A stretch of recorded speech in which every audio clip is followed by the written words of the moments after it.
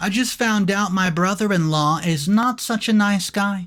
What he's been doing to my sister? Well, I'm going to handle it. I'm the man of the house now that my father's gone, so somebody has to step up to him, and you know what?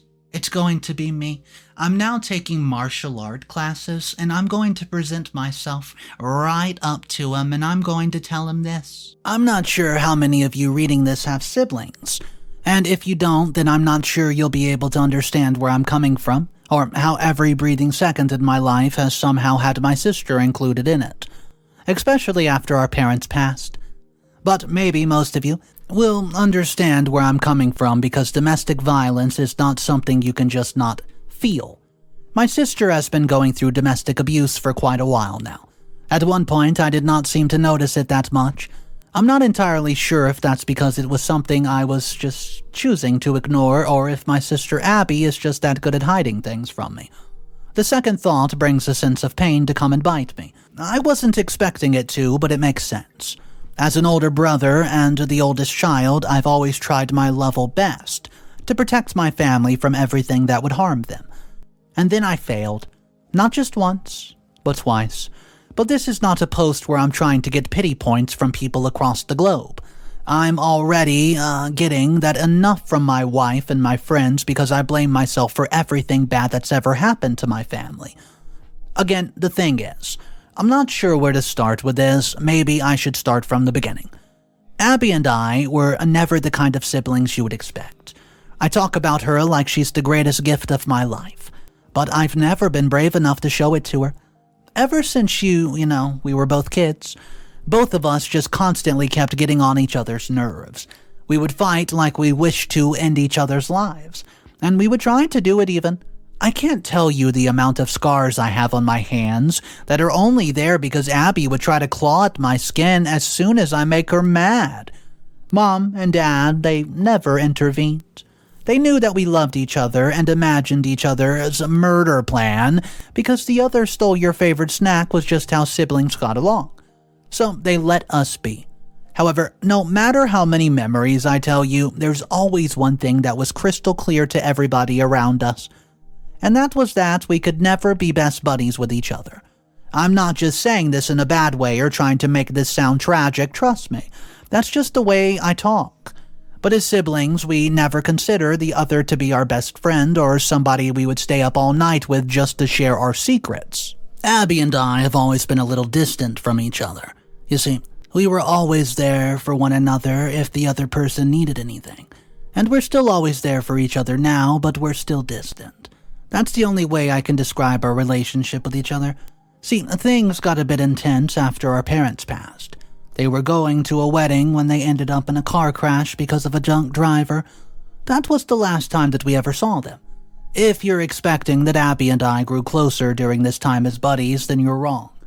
We were there for each other at times, whether it was someone to take our anger out on, to give a shoulder to cry on, or just to be there for support. We had each other's backs. I don't think there's been a time in our lives where we doubted the fact that we would not be there for each other if the other needed it. Grieving over our parents was hard for us. We don't have a lot of families, and since I was already legal when they passed away, just turned 18 while Abby was 16, I was the one who was supposed to step up and take care of everything, including my little sister. See, it wasn't that big of a deal. Really, Mom and Dad left us a huge amount of money that covered pretty much everything I was stressed about. The house was also now under my name, and everything was great. The Abby, she got married. It would have been great as well, but it wasn't great because I did not trust the guy at all. They met at an internship together and instantly fell in love, dating less than a month later and getting married 3 years after that. A year after Abby got married, I got married as well, and my wife Emma has been my rock ever since she came into my life, and I can't even imagine ever living my life without her. Yet I can't say the same for Abby, which is why I'm so incredibly worried right now. You see, Abby's husband, Luke, has been, really weird, and I don't know how to explain it. But it never sat right with me that he was marrying my sister. I didn't know if Luke would be able to treat her right, and I was right, just like I suspected I was. In the first year of marriage, Abby and Luke were really happy. I honestly thought that they were the happiest couple out there. Except for Emma and I, of course, nobody could be as happy as we were with each other. Anyways, they seemed really happy, so I started to let go of some of the doubts about Luke. So, I started being warm to him, started to treat him like a family instead of an outsider, and oh, don't I regret it. Sometime later, around a year, Abby started showing up to events fully covered. Now, this might not really seem like a big deal to some people, and you might even be thinking I'm a little weird for noticing that about my sister in the first place. But you guys need to understand that Abby was never the kind of person to purposely wear long sleeves in the summer. I mean, I genuinely remember there was a time during our childhood when she created a big fuss because Mom forced her to wear a dress with sleeves in the summer. Abby hates the feeling of sweat and warmness on her skin, all of it contained by her clothing. So I was surprised when long-sleeved clothings were the only thing that she would show up wearing. When I asked her about it, she said that she had just changed her style and preferred to be covered. Well, whatever, it's fine. I could accept that. What I could not accept was the way that her entire personality had just straight up shifted. She went from being a bright and bubbly person, always energetic about everything, to somebody who always took out the negatives in situations. She'd laugh less and smile less, and she would not even make eye contact with people if she could avoid it. That was nothing like Abby in the slightest. Then the main event happened when I finally figured out that she was going on with my little sister. We were all having dinner together when Abby's sleeves rolled up, and I saw a weird-looking purple bruise on her arm that looked rather fresh and felt like it would have hurt. It resembled a handprint, so obviously I was worried and asked her what the heck happened. However, she told me not to worry too much because she accidentally banged her arm into a door frame last night. Well, you know what? I didn't believe her. But it was starting to get tense and I could feel it, and that's why I just simply let it go. But then, when I went down to the washroom, I passed by the kitchen to hear Luke and Abby talking, whispering to each other, and only then did I realize that they weren't talking. Luke was threatening to give Abby another beating if she did not cover it up properly next time, and Luke left from the back door to go take a smoke. But I went to find Abby shaking and crying from all the overwhelming emotions that she was experiencing. I was feeling really confused and worried when I decided to talk to my sister. I could not understand why she had not told me that her husband Luke was treating her so bad. I just wanted to be there for her, but Abby insisted that she was handling things on her own and didn't want anybody else involved. So I respected Abby's wishes, but my concern lingered. About a week later, when Abby visited without Luke, something caught my eye. She was wearing sunglasses indoors, and that seemed odd. As she took off her sunglasses, I saw a black eye that she's been hiding. My heart sank at the realization that Luke had caused this harm. So a mix of emotions washed over me. I'm talking anger, sadness, and confusion. I could not wrap my head around why Abby was protecting Luke despite the clear signs of abuse. When I talked to Abby about going to the police for help, she said no. It left me with this feeling stuck and unsure about what to do. Why would not somebody want help? I mean, I could not understand it, not at all, and I suggested involving the police because I thought that it could help Abby get out of such a bad situation that she's in, but Abby didn't want help. She didn't want it. She said that she could handle it herself. On one side, I want to respect Abby's choice to deal with it her own way. On the other side, I'm worried about her safety and want to do something to straight up protect her. I just don't know which path I'm supposed to go to yet. I tried talking to Emma about it, and as much as she's concerned about Abby, she has no clue how to move forward. Well, however, all I know is I'm just one incident away from making sure I ruin his entire life. I'll update you guys soon enough. What's up, everybody? Mr. Reddito here. Guys, I could not even imagine being in that situation. You know, having to watch a sibling go through something like that can break down anybody. Let me know in the comment section down below if you found out your sister was being, well, manhandled in a not appropriate way. What would you do about it? Let's talk about it in the comment section, guys. Oh boy, do I have some updates for you. If you're new to the channel and you're not subscribed, make sure you go ahead and hit that subscribe button for daily videos. And yes, it does support the channel a lot. Guys, let's hop into update 1. It happened again. I realized that I failed to protect my sister, and that stupid husband of hers hit her. I'm so mad at myself because I knew that he would never stop, and I still did it anyways. I could see it in my sister's eyes, even though she tried to hide it, the look of pain and fear. I could not ignore it. Enough is enough. Even before I saw her face, I could tell my sister Abby was trying to hide her pain, being, a forced smile. She did well in concealing the bruises, but something in her eyes revealed the struggle that she was going through. You see, I visited her recently.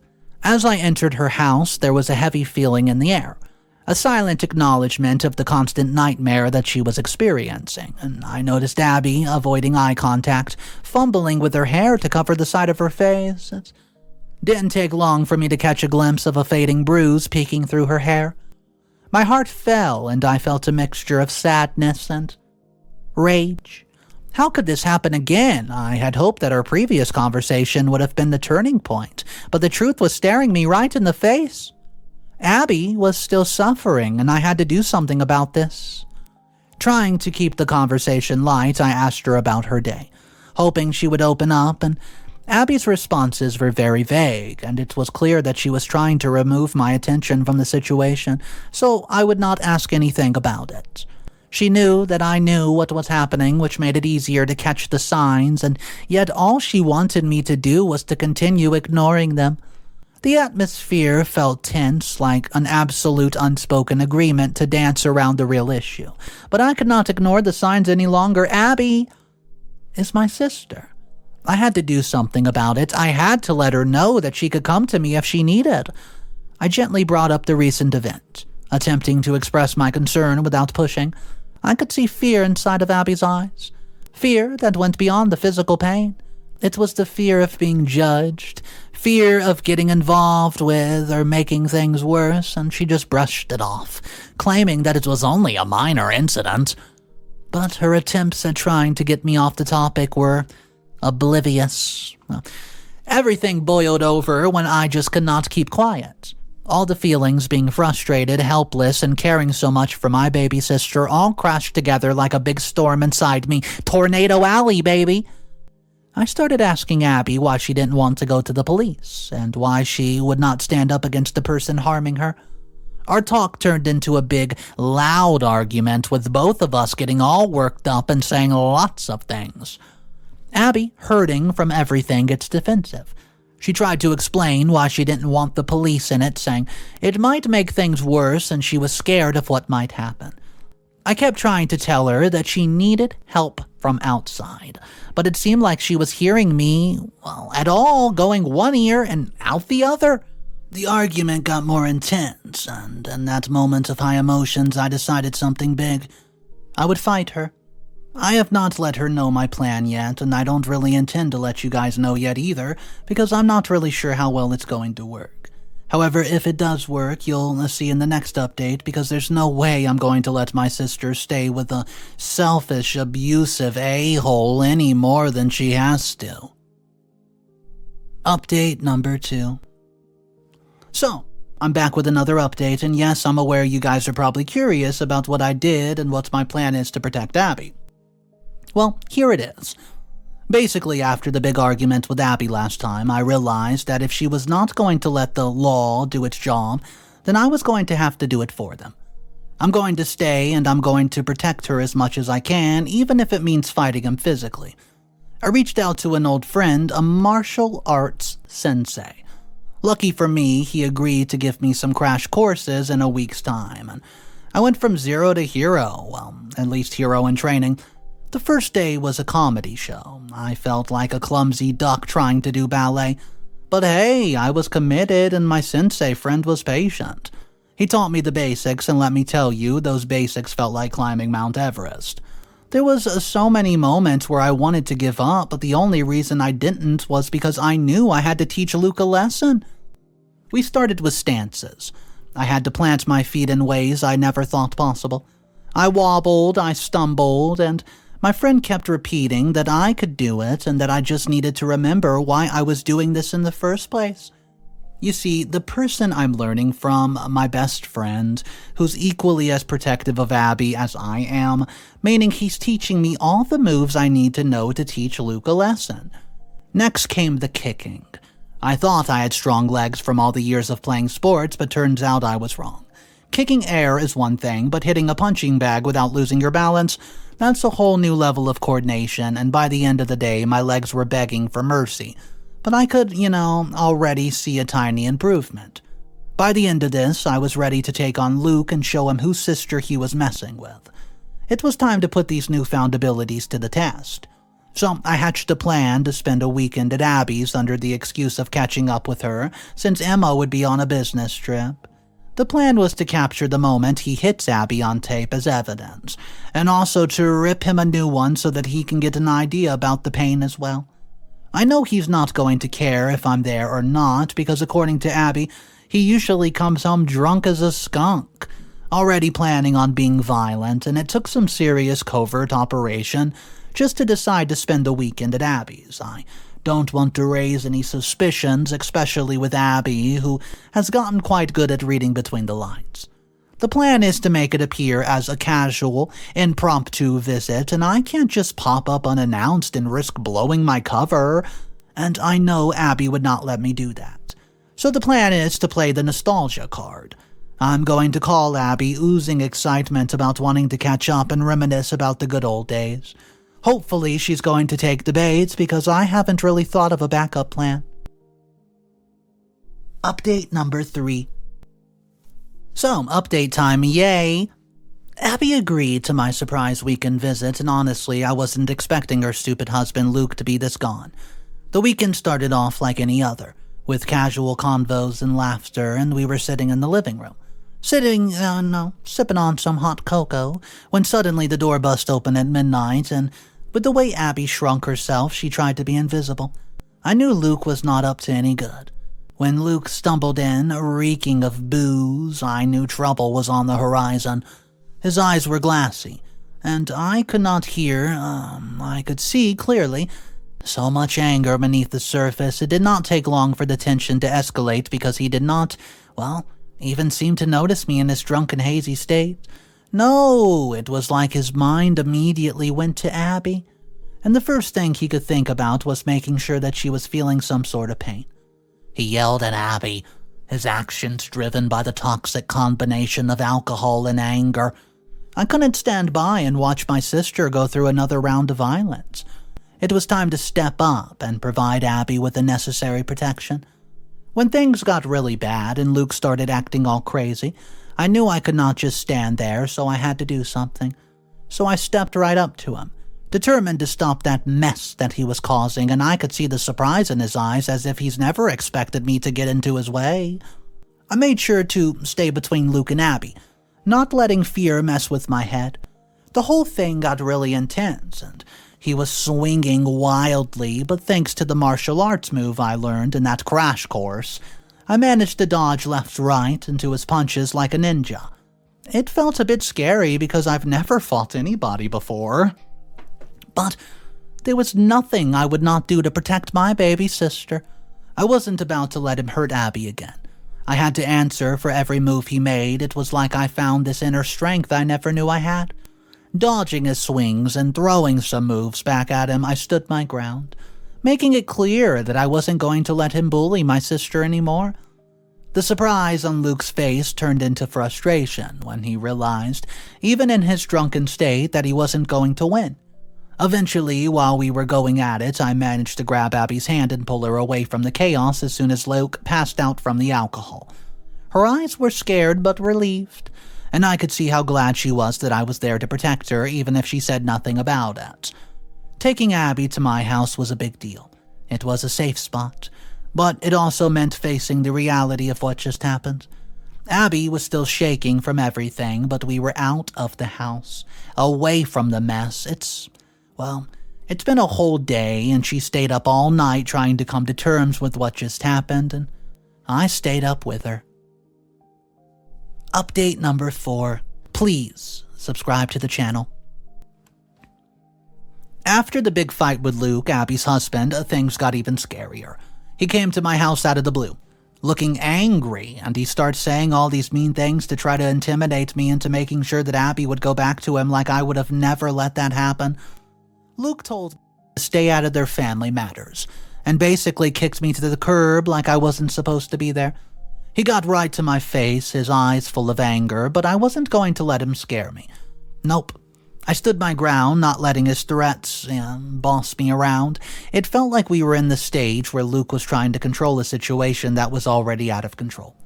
I told him the only reason it was out of control was because he could not control his abusive tendencies. But that just made him even more upset. In the middle of all the chaos, Abby tried to calm things down, like she always does. She said it was okay and that she would go back with him, and it sounded like she was pleading with me to just let it go. But deep down, I knew she was sacrificing herself to avoid more fights. I couldn't let it slide. Even though Abby was acting like everything was hunky-dory, I knew it wasn't.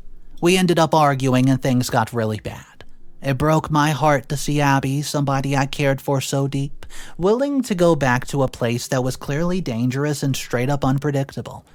I needed to know why she was acting this way because honestly I could not understand why she would willingly want to get hurt. Then she dropped the bomb on me. She was scared. Scared not for herself, but scared for me. While it hit me hard, trying to protect her had unintentionally put a target on my back. It was tough realizing that my actions meant, to keep her safe and ended up making things even scarier for the two of us. You see, Luke had contacts. We knew that now after seeing who he gets drunk with, and it's not insane to think that nobody wants to get involved with these people who carry something like a gun around just because they can. Luke told Abby that if she tried to pull anything or leave him, he would make sure that he would hurt me. So essentially, the only reason that Abby was willing to hurt herself was to protect me. I didn't want to. Our argument kept heating up, and Abby wanted to go thinking it wasn't that bad. While I could not understand how she would want to go back to such a risky situation, I just didn't care that he said he was going to hurt me. I'm more than capable of taking care of myself, and my first priority was making sure Abby was safe and sound. In that tough moment, I decided I'm going to call the police. I felt scared because of Luke's threats, but keeping Abby safe was number one. If involving the law is the only way to stop the cycle of abuse, I'm ready for it. Final updates.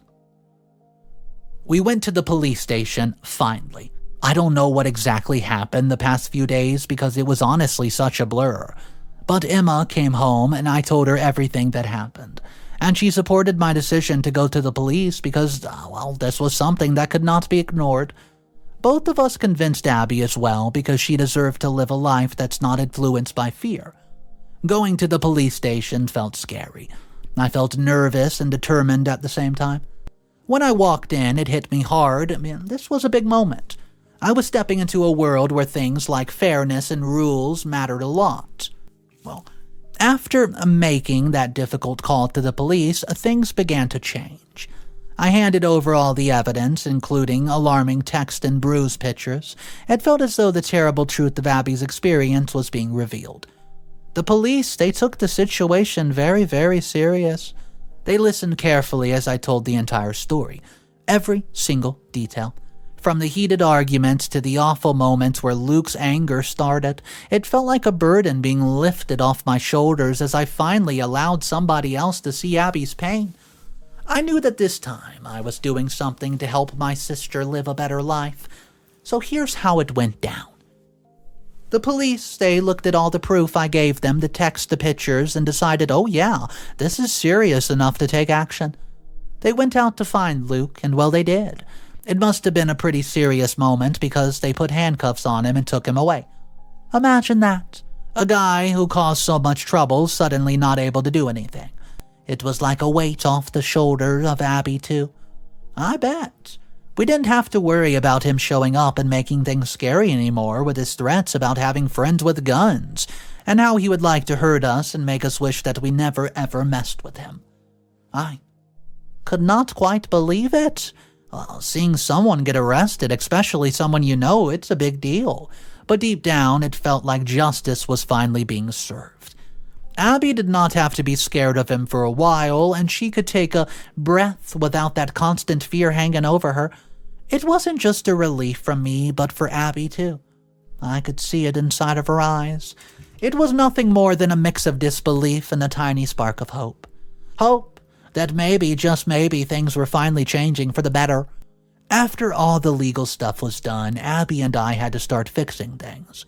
She goes to therapy, which turned out to be a really important part of getting better. It was like a safe place for her to talk about all the feelings and hurt from the past. You know, therapy takes time, but each session helped Abby get a bit stronger, and it was taking small steps to feel more in charge of her own life again. And I'm still hoping that she's going to get better. I know I'll always be there for her. Anyways, that's all for now, guys. I'm really grateful for the support that you've shown me throughout. Well, guys, I'll be honest with you. Not everybody has a bigger brother or somebody looking out for them that can stand up for them like OP did in today's story. Even though I still think it took OP way too long to react. If it was me, and yes, I do have some siblings, if it was me who found the bruises, I would have, well, the first sight of the bruises, I would have done something about it. But guys, I want to know what you thought about it because, like I said, maybe somebody out there doesn't have help. Maybe they don't have an older brother, they don't have somebody they can turn to, and people like Luke take advantage of them every single day. Guys, if you could drop just any sort of advice down below, if you were telling this to OP or somebody in OP's position, what would you say? My name is Mr. Reddito. I narrate stories like this every single day. If you guys want to be a part of these stories, all you have to do is subscribe, and I hope you enjoyed today's video. Guys, I'll see you tomorrow, and of course remember, it's cool to be kind. See ya.